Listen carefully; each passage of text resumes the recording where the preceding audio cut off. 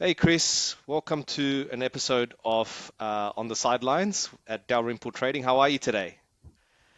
Mate, I'm great, and Nandees, thank you so much for having me on your show. I'm so excited to get into it with you, and just such an honor to be one of your first guests. Likewise, very honored to have you. And I think one of the key standouts in my platform is that I really want to have authentic traders and authentic people that do real work in terms of, trading and just everyday sort of individuals that really succeed at this game and try to pick up skills and wisdom as we go along. So thank you for joining me. That's really good. So Chris, I think what I might do is I'll kick off with a question for you. How would you describe your trading style in one sentence? Sure, man, no problem.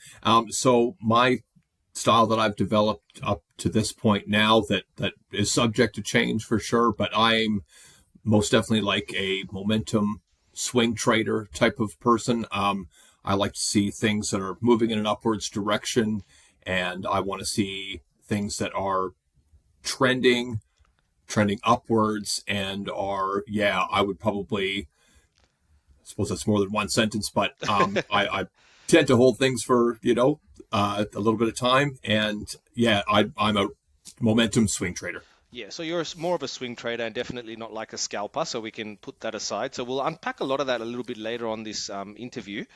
But I think what we sort of want to start off for our audience is a little bit about yourself and your background. Rumor has it that you're Canadian Australian, so talk me through a little bit about how you ended up down under and what your typical sort of day looks like in terms of. I do understand you're working too, so talk us through what your typical day looks like and sort of how you got into trading. For sure, man. Well, thank you. Yes. I did move over here. I am originally Canadian, so I moved over here. It's going to be 11 years shortly Wow, here. So I've been over here for a while. I am both dual citizen, so that's a lovely thing to be able very good. to, go between places if I choose to. But for now, Australia is definitely my home. What got me into trading, man? I didn't start trading actually until I moved over here. So that was like I said, probably 11 years ago, and just thought I had always thought about it, and I knew of this thing, and people could make money by using their own money, and you were basically wagering on companies is sort of how I saw it, and I thought. I asked around a few people if they'd ever done it, and I wasn't getting a lot back. And so I just thought, you know what, I'm going to open up an account. I'm going to buy a few things that I've seen around, and I just see how we go, and the obsession just kind of started from there, really. Yeah, yeah. But was there something that sort of triggered you to do that? Did you like see like a movie or like anything that sort of triggered you to sort of get into trading, right? Sometimes you read a book or watch a movie or see other traders. Like was there some sort of trigger or some circumstance that sort of Um, got you into it? yeah, there probably was, but I can remember for this particular thing, it was the employer I was working for at the time was using Zero as their cloud accounting and their payroll Mm. system, and it had it probably still does, but a very sleek looking website and just a very streamlined look, and everything looked very easy. And I thought, this Zero, like this looks really smick, and turns out it was, but that was the first my first jump into ever buying any equities, and I bought some of that at a really good price. It's long gone now, but I just remember looking at the platform, and I just thought, oh, this looks really good. Like this, I just feel like if these guys haven't gone somewhere yet, that they're on the way up. And I had no idea at the time, but I really thought it was Zero that really caught my eye. Yeah, that was sort of my first one, to be honest. Yeah. So you held on to that for a period of time. It was a bit of a value stock and went over time and then went up, right? Yeah. And Yeah, that's right. That's right. yeah, I understand like a lot of your content that you've shared with me so far. I know you've got a YouTube channel which we'll come to later, but I understand that you sort of value the can slim system, a little bit of IBD. I get that sort of feel for your type of trading. I do, man. Yeah, I do. I really like the idea. I still have plenty of work to do, but I like the idea of using both technical and fundamental. I know that in our day and age that most guys out there are purely technical analysts, and that's fine. Like that's totally there's you can be plenty successful doing that.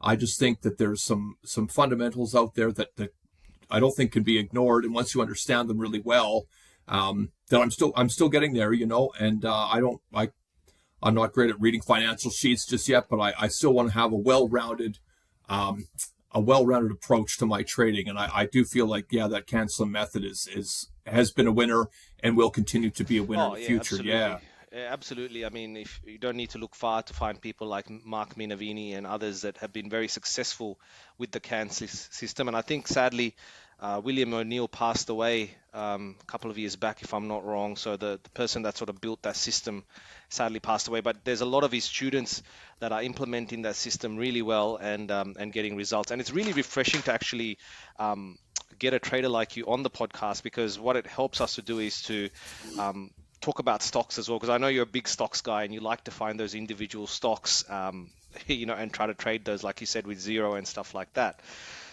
So was there any early mistakes that really shaped your trading? Like when you first get into it, what was the impression that you had? Was it sort of like Wall Street, the movie, or was it very different in your experience when you actually, yeah, Great early days? question, man. Thank you. I think that there was a lot of mistakes, and I'm still making mistakes, and I'm trying to curb those. But one thing, because I'd asked around, and I didn't really know anyone who was doing it, so I was really left to my own devices. And so what I would do is, you'd open up the paper, like I'd open up the Sydney Morning Herald, the Financial Post, and just try to go through, and I'd look and try to find, what they were sort of hyping up, Yeah. which as you probably know, man, is like no way to be looking for things. So I could give you particulars if you wanted to, man, but I think one of my biggest ones early was not having an idea of like sort of a pump and dump. Mm, And if you or your listeners are aware of what that is, but I was definitely fell victim to that a couple of times early because just out of ignorance, probably. yeah, sort of like what happened with the GameStop saga during the COVID times. Remember when everyone was pumping that one stock up, and then yeah, that was a different time. But yeah, like that's a common mistake, I guess, reading a lot of articles and trying to sort of come up with your, own sort of strategy. So it's always good to do your own research, Chris. Sort of, which brings me to your sort of exact trading setup. So how do you actually do your research, Chris? Because I know you're a stock guy predominantly, and on that basis, how do you actually screen for stocks? Do you use like IBD newsletter, or do you look? What's the way that you get your information to find potential winners? Yeah, man, for sure. So what my style is I have a few. I use a software platform called Beyond Charts, which is an Australian platform, and in my opinion, second to none. It is their customer service is great, their product is great, and so what I do from there is there's a couple of scans that I run to try and find momentum stocks that are on their way up, and there's a few metrics that I use. Once I've done that, what I like to do, I like to scan that, and I like to try to find industries that I think, like if I can see in that scan, if there's let's say there's 50 stocks in that scan, and 23 of them are gold, or 15 of them are, something in particular. You know what I mean? I like to look for those, and then I like to sift through. I like to sift through almost all of them and look at the charts themselves and see if there's any very particular setups. Going back to William O'Neill, some of the ones that he talks about, cup and handle, double bottoms, any of these really particular technical indicator setups that often, not guaranteed, oftentimes showing potential breakouts. So those are, and I also I'm a big fan of a good news catalyst, not a, what would you call, like not a phony one, a Mm, fake sort of pump and dump one, but a good, genuine, the pre, yeah, good, genuine, the president has announced X. This industry is going to be coming up, like what was sort of happened with uranium recently, if you know anything about that. I heard And about the that. U.S. Yeah. is Donald Trump wanting to get the regulations lowered to allow more nuclear energy to be produced in the States. Yeah, can So you stuff talk like more that. about that, Chris? I mean, that's an interesting topic. I don't think a lot of our listeners would have dwelled too much into the uranium topic. Just out of Yeah, curiosity, for give me sure. Well, like a I'm 30,000 foot of what your insights are there so far. yeah, for sure. So going back, I think it was about May 27th or something, and as probably a lot of your listeners would know about this green sort of energy thing that has been happening, and I think that what people are realizing is that the sun and the wind aren't able to sustain what we are going to require for energy going forward. I believe that those in the know understand that nuclear energy, despite the taboo behind those words because of what sort of happened, Chernobyl, Fukushima, Mm, these types of things, that it's actually a fairly safe way to produce energy. And what's happening now is a lot of these AI companies are going to nuclear power to power these ginormous info centers, etc.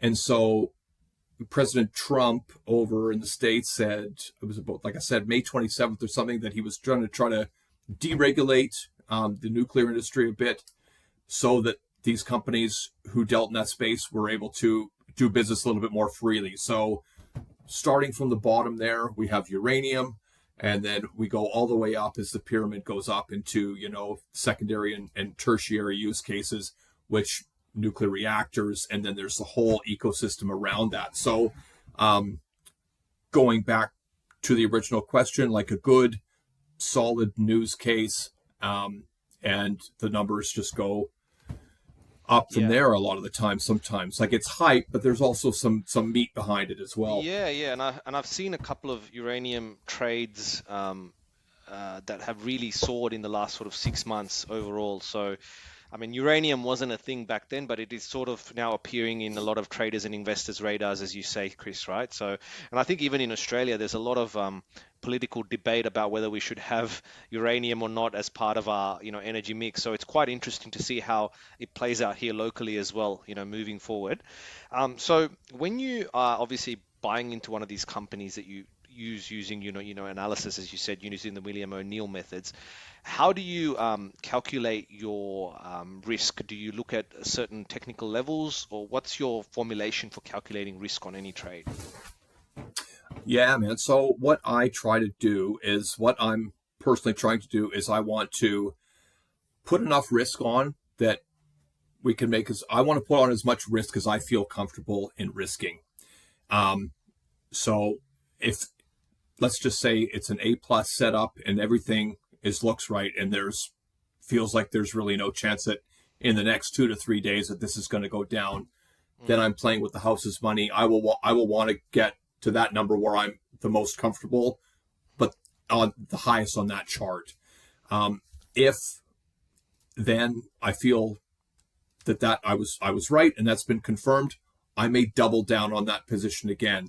But all I'm trying to do with position sizing at the moment is to get myself incrementally higher so that when I get into the numbers that I expect to get into in the future, I am not looking at it and putting my buy button, push, and then freaking out on the inside. I want to be completely comfortable. So I guess, Nandees, to sort of put it in a comparative sort of way, like I'm just doing weights in the gym. I'm just gradually gradually trying to increasing it.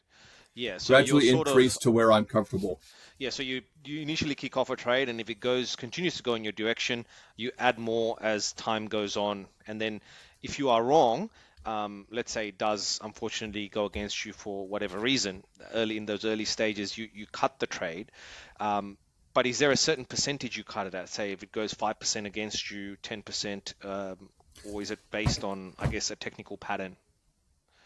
Yeah, well, I like to look at a couple. I've tried a couple different things, and I feel I haven't actually established what my number one get out scheme is yet. But one of them that I definitely use is ATR, so average true True range, range. and that I mean I think then Turtle Traders, like we spoke about before, it was they did an ATR of 2 ATR stop.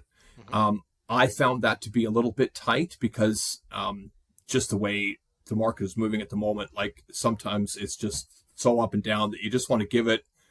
You might want to give it that 4 or 5 ATR movement, but space to move.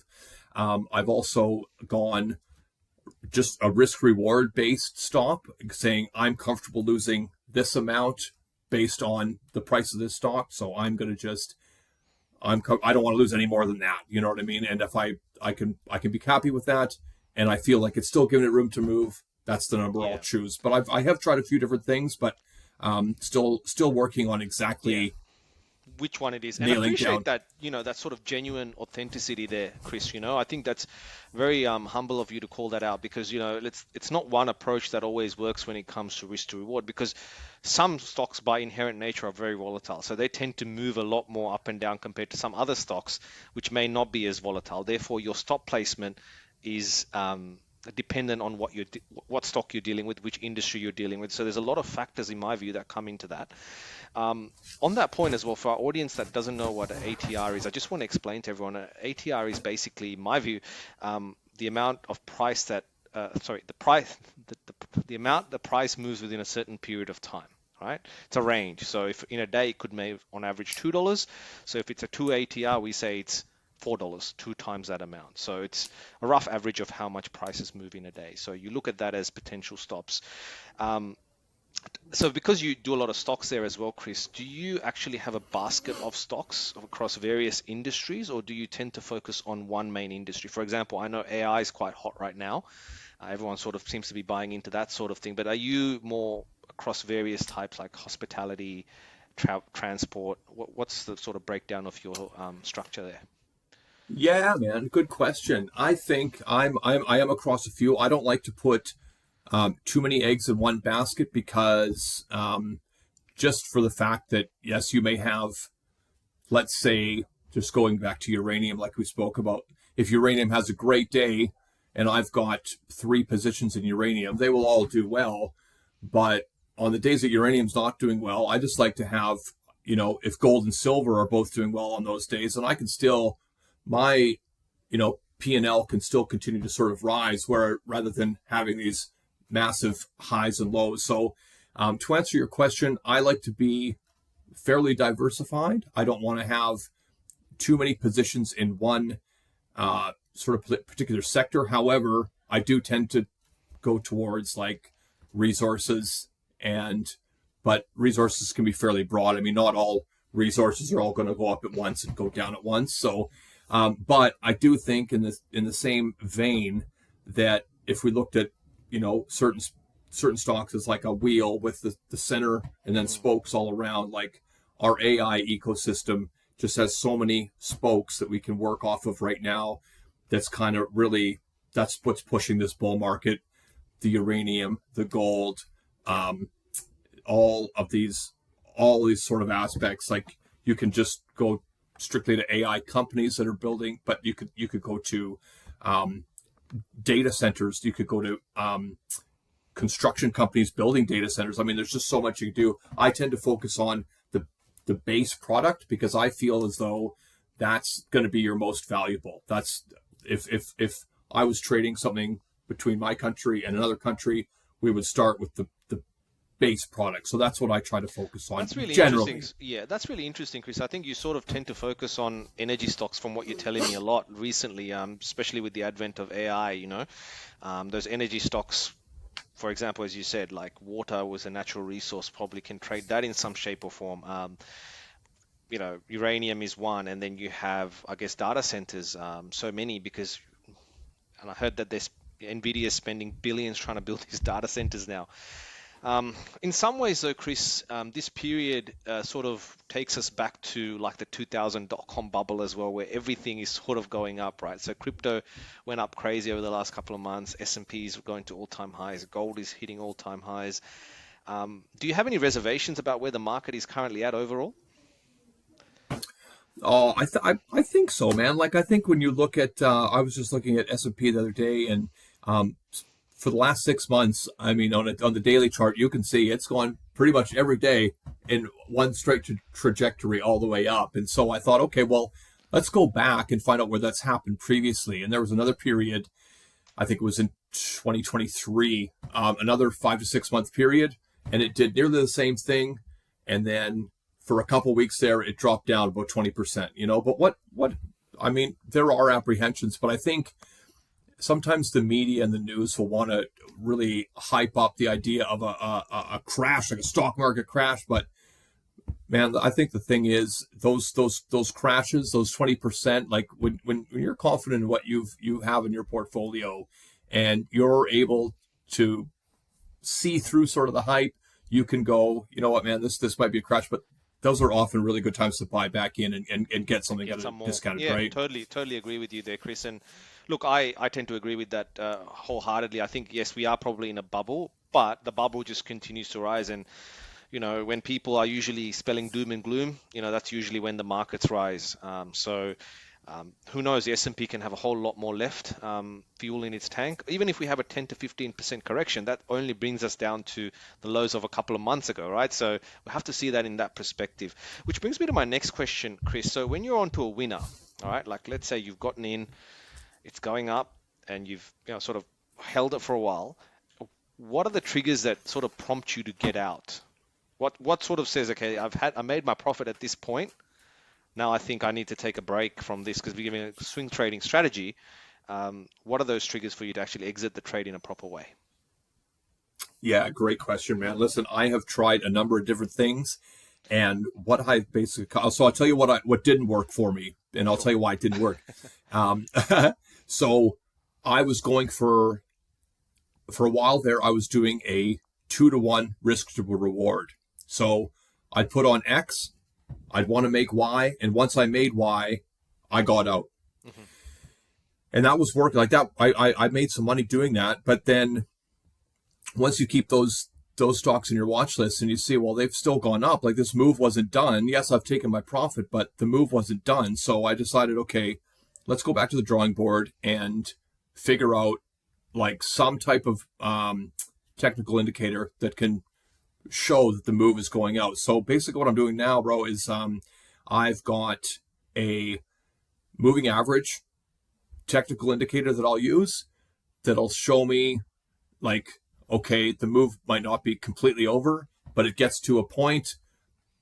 This moving average cross type thing, indicator. That's right. That's right. So I just use that and I go, okay, once that line hits that line, I'm going to go out, and then we will look at it again later if we have to. But that if you have established rules, then you get out and you've taken your profits and you have a reason to get out.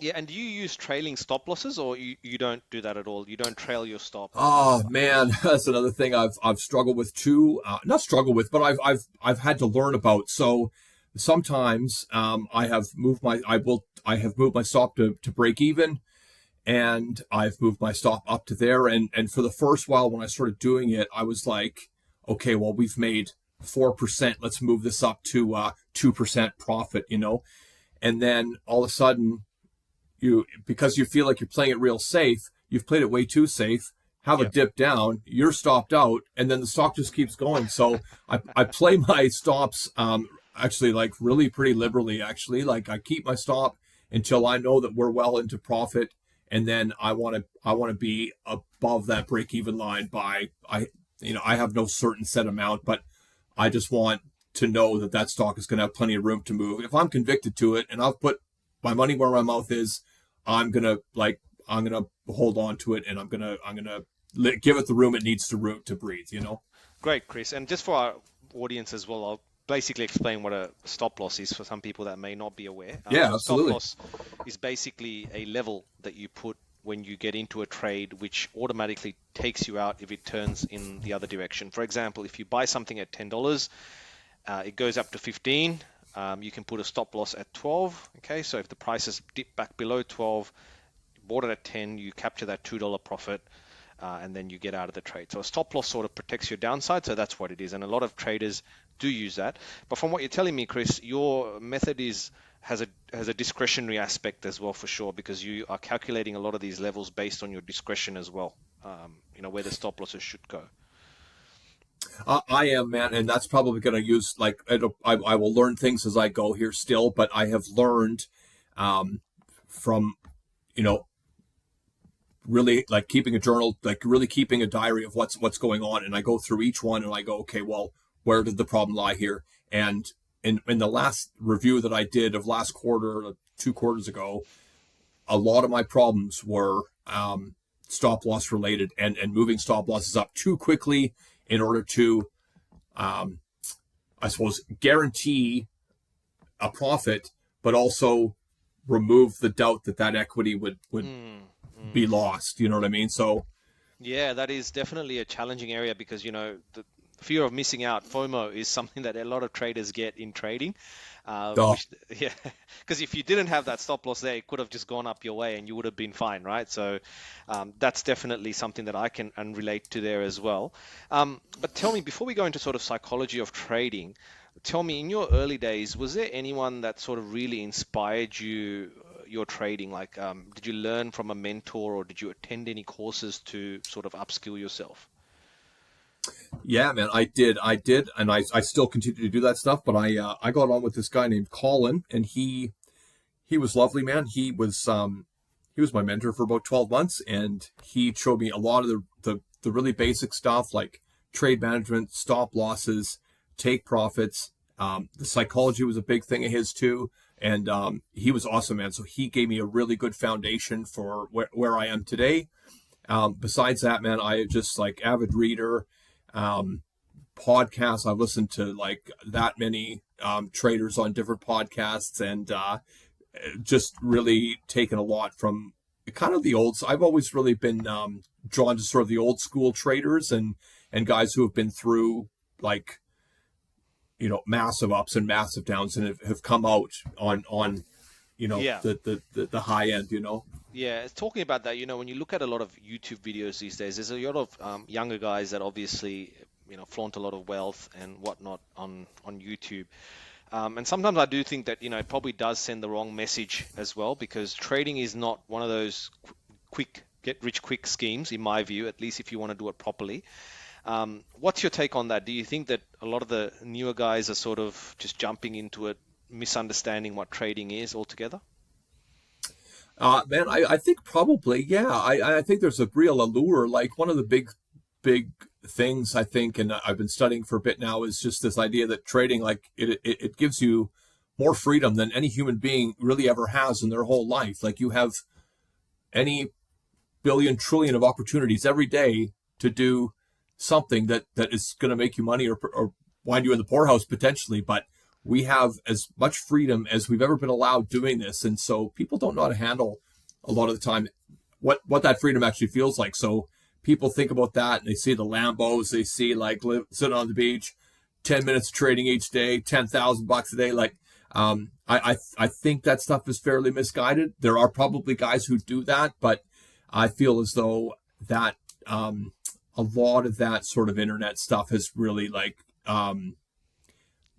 probably steered a lot of young traders the wrong way, and I don't think it's an easy thing to do.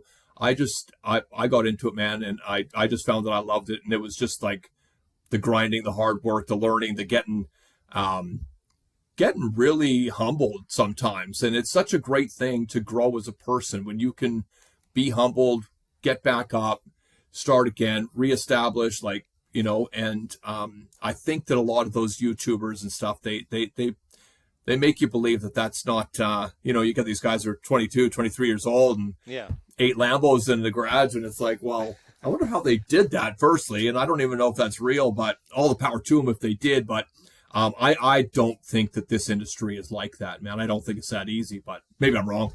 Yeah, I tend to agree with you there, Chris. I do think there are some people that obviously get very lucky in this business, but for the vast majority of us, I do think it's the grind and learning from our own mistakes and growing as individually as traders, and then sort of it's like driving, right? It takes a time to get that skill, and once you get that skill, it becomes a lot easier. Now, that doesn't mean you won't ever make a mistake in driving, and I think that's how it is in trading too. I think it's very similar. It takes a lot of screen time to sort of understand patterns and to get your eyes across patterns. So, Chris, on that note as well, I want to just touch on technical indicators, right? You did mention that you do look at an indicator when you get out of trades. Um, what are your main indicators that you use for trading, and what would you suggest to new traders that rely on a lot of indicators, because I've seen this in a lot of my students. They like to overcomplicate their charts with a ton of indicators. What's your advice to them? Yeah, man. My advice, I suppose, would be the same advice that probably Colin gave me, and that a lot of real, probably veteran traders would also give. Not that I'm a real veteran trader; I'm still learning to. But um, that old saying, like keep it simple. I think so. One of my biggest ones, honestly, 52-week high. If a company has just reached its 52-week high, and they've had some half decent, news reports. They've had an industry catalyst, news catalyst, 52-week high, and there's other fish in those same waters that are also sort of raising up with them. That's I think that's a great one, man. Some people aren't really into that because they think, oh well, if it's hit its 52-week high, which often coincides with an all-time high too. Yeah. If you've reached your 52-week high, they think, oh well, it's got to go down from there. But I feel as though that's where the momentum's just started, just beginning. You could have got into it probably earlier than that if you wanted to look at 39 weeks or something like that. But I think starting out very simply and just going, what's got momentum? Let's look at what has hit 52 weeks on Friday afternoon. Yeah, yeah, that's definitely a technique, I think, from the Turtles as well, if I'm not wrong, because they used to buy into stocks that had hit all-time highs and then ride the continuation pattern to the upside, if I'm not wrong. So that's actually quite a tried and tested way of actually generating profits in the market, because there's always more upside to what you see. So that's a great. But in terms of the indicators, you don't like use a whole bunch of moving averages and RSI and MACDs and all these sort of indicators that a lot of people tend to use. I do use a bit, so I do the 52-week high. I also like to look at just EMAs, exponential moving averages, and see where, just sort of see the strength of the trajectory through that. And that's really the only sort of two things I use, to be really honest. I have dabbled in all sorts of things, and you end up with all sorts of ink across your page, and you are more confused than anything. The fact is that if something's got momentum, something's got a news catalyst, something is in demand, and there's not enough supply, Yeah. it just I think that keeps it nice and simple, man. Yeah, Yeah, yeah. no, that's really good. That's really good. So in terms of, we'll move across to like trading psychology. This is a topic that comes up a lot with traders. And my view on this, Chris, is if your system that you're using to trade is solid, you still need to use a level of trading psychology. But if your system is solid, I think that then helps your trading psychology, right? Because if you know where your entries are, your exits are, know when you're wrong, then the psychology then becomes a little bit second nature in that process, right? If you don't know where they are, then you're fully dependent on your psychology, because it just you don't have a game plan for what's happening in front of you. So in terms of your trades, Chris, how do you manage your psychology once you get into a trade? Like, do you have a planned sort of trading plan for each individual trade, and how do you, once that's done, how do you document that in your journal? Yeah, so good question, man. I have dabbled with both, like a very strict trading plan, and I have also gone with the heaps of uh, stocks on a watch list, and watch something for 4 days just go bananas, and go, I need to get into it, and in 10 minutes you're stopped out. It has happened that many times. So my trading psychology, man, that I'm still working on, like this is still a work in progress, but I want to trade almost 100% mechanically, where I go, these are my entries, this is my stop loss location to begin with, this is my exit, and I do basically have that. I am still working on that as well, because I want it to become absolutely flawless, and that's talked about in a book that I mentioned in my last podcast there, but Trading in the Zone, that talks about that a lot, and Yeah. and knowing that nothing is predictable, and we just have to uh, eat it whether we win or lose, and knowing full well that those one of the two is going to happen, and to be happy with both. Yeah, that's right.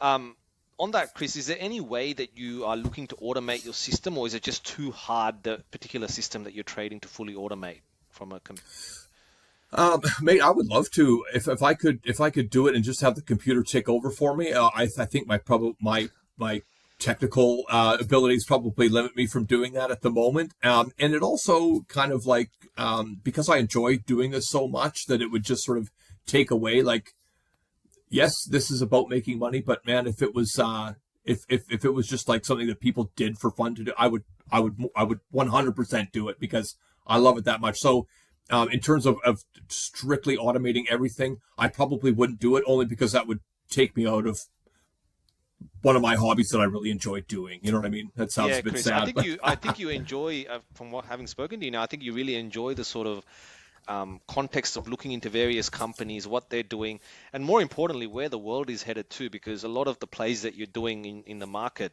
sort of tell you the direction as humanity where we're going, AI or nuclear or what have you. Those sort of trends speak to something deeper in us as humans as to where we're heading. And, looking at that and researching that, I think definitely gives you a great deal of satisfaction when it comes to, trading. On psychology as well, Chris, has there been any times where you've repeated the same mistakes over and over again in trading? uh, yeah, definitely, man, definitely. I have in my most recent bout, I would say that fear of missing out, that idea, and having I've only kind of recently, say in the last sort of 6 months, got into U.S. stocks. So once you get over there, you open yourself up this just gigantic basket of very high liquidity, very big companies that like moving up and down, and in ASX, 10 to 12% a day is an anomaly, whereas over on Nasdaq or New York Stock Exchange, 10 or 12% is you can get that on Wow. a very large number of stocks. So I got over there and I was kind of a kid in a candy store and I was Yeah. like, oh, I want this, I want that. And like that FOMO thing, not having a plan and just going, oh, what's this shiny new thing? And also like just being victim to some like probably being victim to myself, but just wanting to get my head around all of the who are the hot companies over there. So it takes a while to first get into that. And when you start doing that and you go, oh, well, these guys are hot, you really got to consider your sources when you're deciding which companies are on the up, because they could be on the up for today and tomorrow, and then tomorrow they're in the tank. So I have been a victim, it's my own fault, and that has probably been my largest mistake recently, is getting away from my mechanical system and going into the I think this is going to go up mode, because man, like we just spoke about, no one can predict the future. It's absolutely impossible. Yeah, and Chris, and that's what I comes back to having a proper set out trading plan, right? I think a lot of new traders or intermediate traders, I know in my view, they don't really have a trading plan. They just sort of just enter it based on a whim. They don't write down the possible scenarios that could happen. And then once they're in the trade and certain things happen with price action, then they react to that. They react to that based on emotion. So they sell too early, they double down and buy more, add to a loser. So all of these things I've seen just don't help. So I think it's actually really good to, completely go mechanical as much as possible with trading where possible. You might know one of the greatest traders, Jim Simmons. I don't know if you've heard of him. He ran the Renaissance Fund. He passed away about a year ago. He was a mathematician that lived in the US, and his system was one of the most successful systems. Unfortunately, that system is black box, so we won't know how he executes those trades. But he basically has an algorithmic system of execution, and he's one of the most successful hedge funds that have ever existed. You know, so that tells me that having a very mechanical way of doing trading definitely beats one which is just completely discretionary with no rules. It just leads to a lot of headache and heartache for a lot of people. So, Chris, just looking at your own sort of trading journey so far, you've sort of been doing this for about 11 years now. What's next for you? Are you going to be sort of going out on your own or going to a prop firm, or what's sort of your next evolution for Chris? Thanks, man. Listen, my next evolution, man, I just want to always continue to learn. I want to always continue to work on my psychology and my inner peace, honest to goodness. Really work on being the best, most sound equanimous trader that I can be, man, is really what I want to do. Like all those things with like the Lambos and all that. Like I would love to have that stuff, man. But I just want every day when I go to bed to know that I followed my plan, I followed my system, and I did things my way. Win, lose, or draw, that I can look myself in the mirror at the end of the day and say that I did the best that I could, man. Yeah. So I just want to, as a trader and a human being, continue to grow, and I want to keep my shareholders, my two little monkeys down in the other two bedrooms. I want to keep them from losing their shirts, if you know what I mean. Yeah. Yeah, that makes sense. But I guess, these days there's lots of prop firms that are popping up everywhere across the world, and a lot of new traders tend to gravitate towards them because, they obviously give you a lot of money to trade with if you are successful for their challenges and go from that. You probably heard of a lot of these. Has that ever tempted you, Chris, to sort of go into a prop firm and approach it, or sort of not interested in that, rather just trade your own money for now? Yeah, man. No, I have. I I have researched it, and I know that there's a lot of fly-by-nighters, and I know there's some good ones, and I have actually been on it with some good ones. But one thing that I've found that I can do, which is kind of almost like a hybrid sort of system of trading your own money and using someone else's, is trading CFDs, which in Australia is a pretty common thing to do. So when you can use some leverage that's someone else's, like your broker's money, I think that's very similar. It's probably to these prop firms, like Yeah. without having to actually pay them. Well, you do pay them. You always pay, but without paying them up front and then being subject to a bunch of rules. Like I didn't get into this to incur more rules in my life. I want to have less rules. So if I could find something that was like, let me do what I wanted to do on the time frame that I wanted to do it, I absolutely would look at it. But I've found with CFDs, I can do those things. I can trade where I want, when I want, what time, how long, X, Y, Z, and never really have to fight with anyone about getting my money. If I press sell, it's sold, it's in my account. Yeah. So for those that don't know, obviously CFD, that's called contracts for difference. It's basically you're borrowing against the stock or investment you want to buy, and your broker gives that to you. So you don't need to have the full amount to buy it. You can even buy a fractional percentage, and then once it goes up, you just pay the difference, or you keep the difference between where it went up and where you. It's obviously a leveraged product, so it's a sort of a loan that you're taking from your broker. So Chris, you moved from the Australian markets to the US. What prompted the shift in you to move across to the US equities side? Um, Great question, man. Probably for the most part, I'm just seeing, like looking on ASX and in Australia alone, like knowing that this AI thing is just going to be massive, and there's no stopping it at this point. But I mean, there might be besides kind of the uranium miners that are sort of the resource ecosystem in that, there might be 5 to 10, like a handful of AI companies doing you know branching in that direction. Mm. Whereas in the US, man, there's new ones popping up every single day, and some of them are just going to go kabang, and others aren't going to do anything. But probably, sorry to answer your question, like liquidity is the one, like just these massive companies that, and the movements that you see that you can get big movements, and you can make some pretty decent money in a shorter amount of time, I feel. Do you feel like that's because the tech industry in the US is more sort of ahead of its evolution than the Australian tech industry overall? It might be, man. Like I just think it really comes down to a matter of population. Like they've got, was it 100 million, maybe. 340 million or something like that, and Australia. I think that like Australian people are totally like are amazing at they're amazingly creative.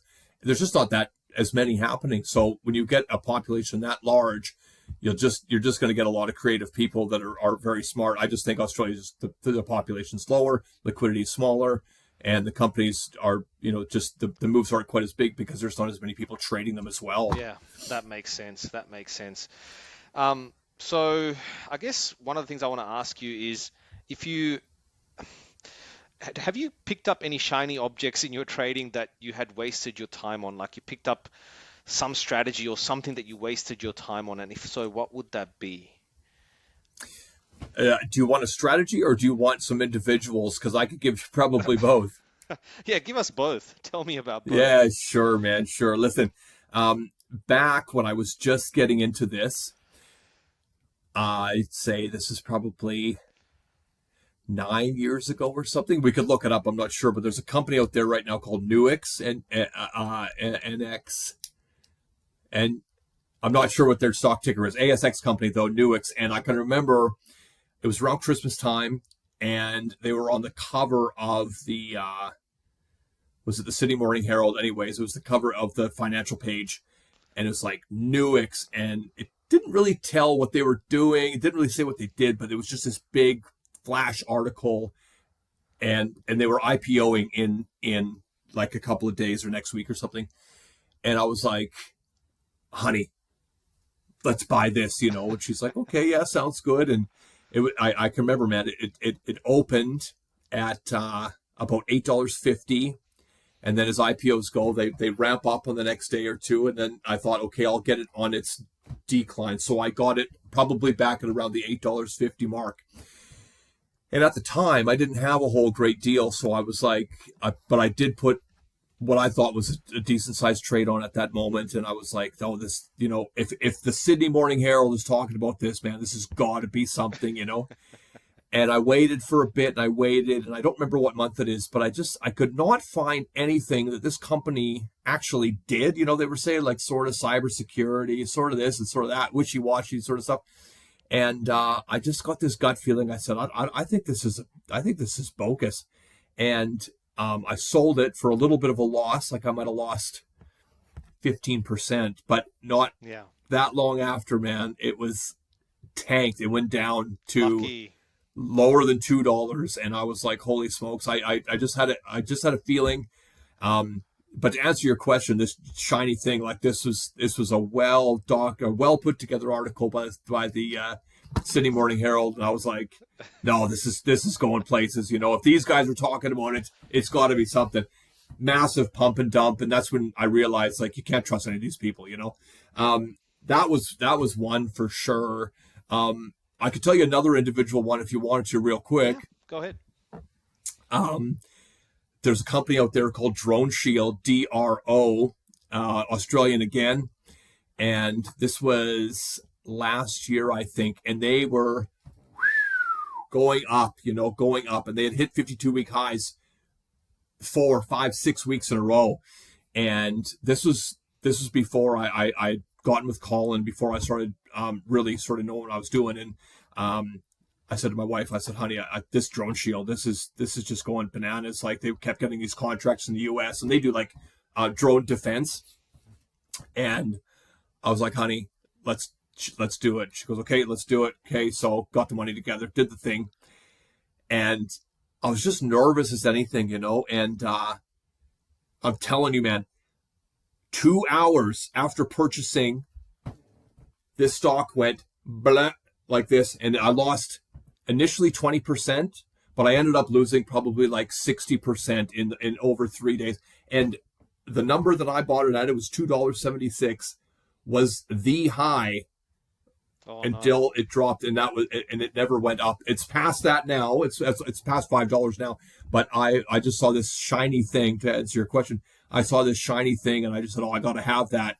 And man, I just got the rug pulled so bad underneath me. And It's is your unreal. wife still mad at you for that trade, or she's forgiven you for that mistake? No, man, she's great. She understands that mistakes were made, and it always makes her nervous when those things happen. But I am doing my best. Like I said, my 3 shareholders down the hallway, I got to keep them. I got to keep them happy. So I try to DYRO. You know what I mean? Do my own research and make sure that I'm not getting rug pulled. Yeah, cool.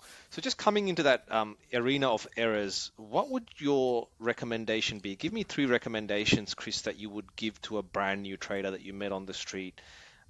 3 critical errors that they should avoid in trading. What would they be? Be very discretionary with the news that you take in, that you consume.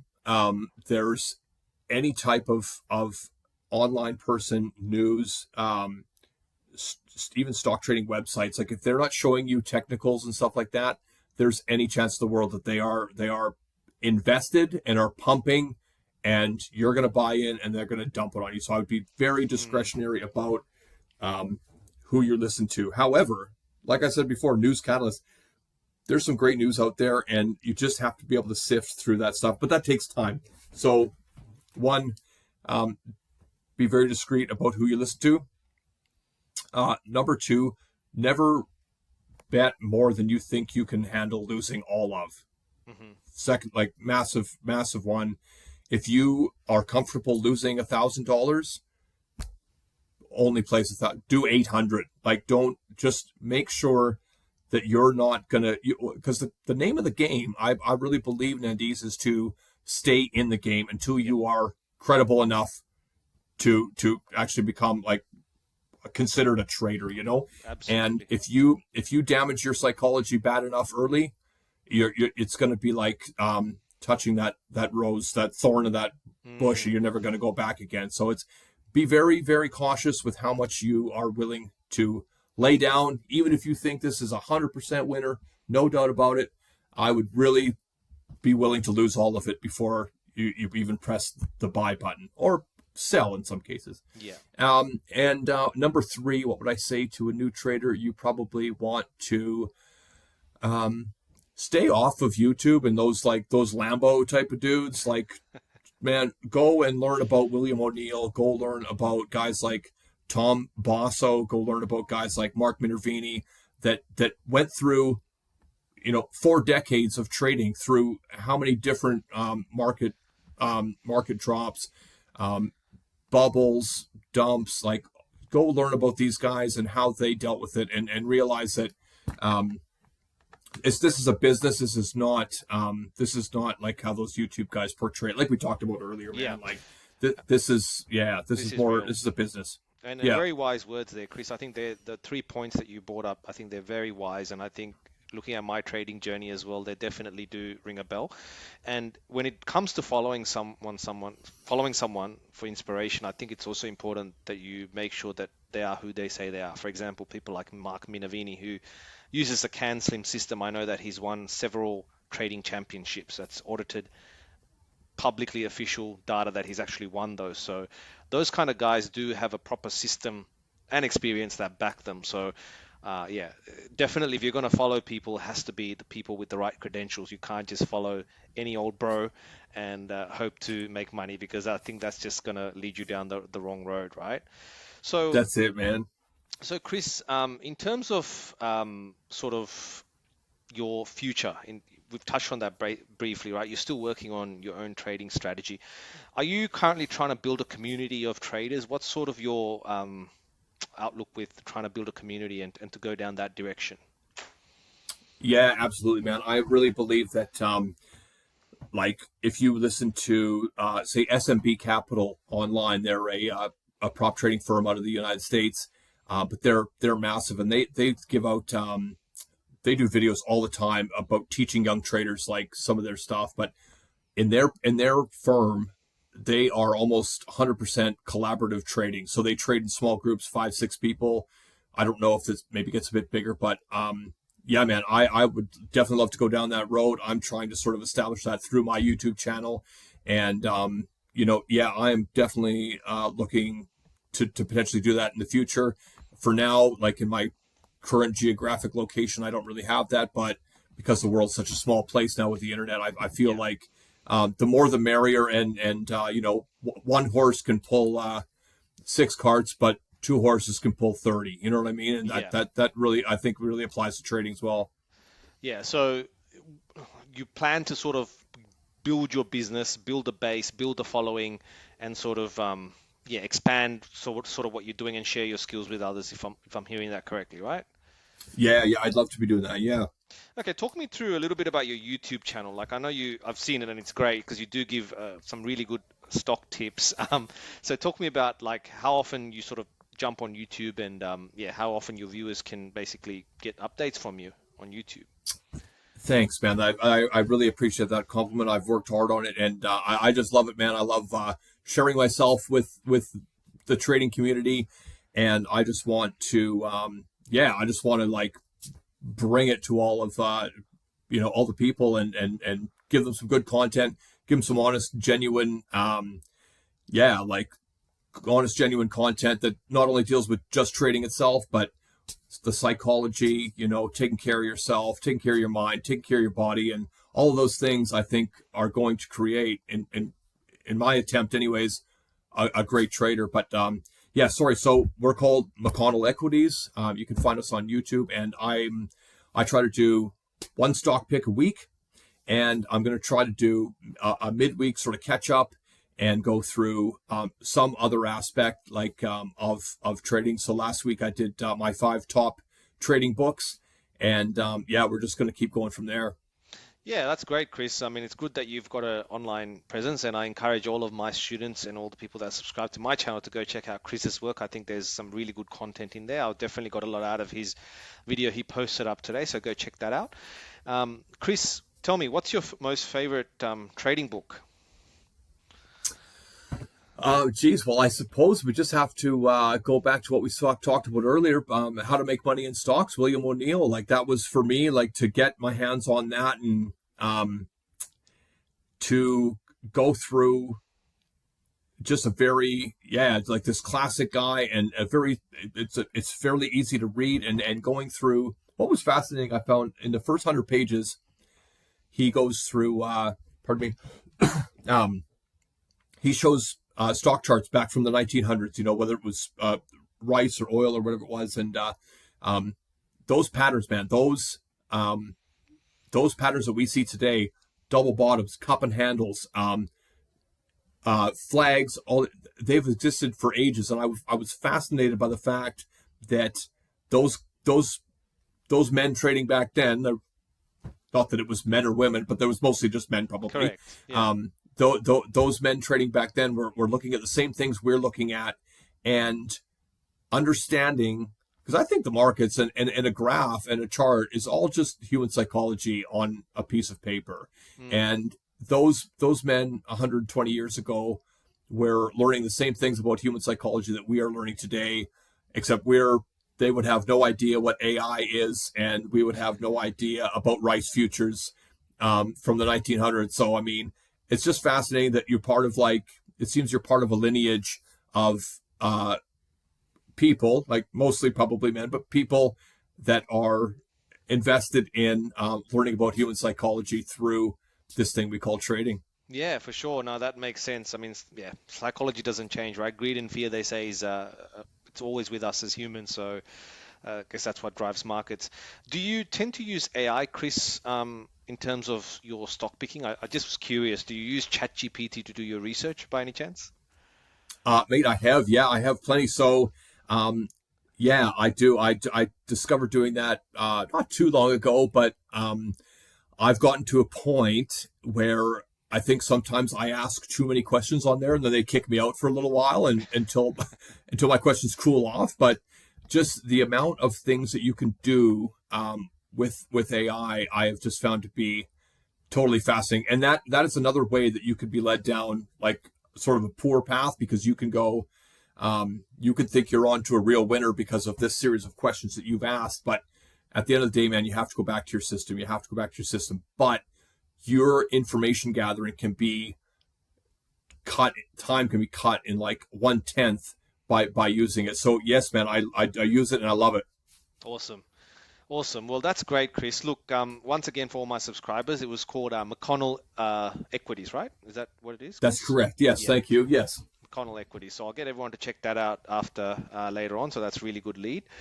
So Chris, that brings our interview to a close today. And again, you're very honored to have you as one of our guests. And I think I personally got a lot out of this interview, and I'm sure that our viewers have gotten a lot out of this interview too. And mate, I'm keen to interview you a little while later down the road just to see how things are progressing with you. This is not a one interview and we sort of end our journey. I like to keep in contact with all my other fellow traders. So I really appreciate you joining, Chris. Any last words of wisdom for your followers and my followers in terms of their trading? What advice would you give just before you sort of exit the interview today? Oh, well, listen, firstly, man, thank you very much. Such an honor to be here. And it was I can't believe that was an hour that was just like flew by.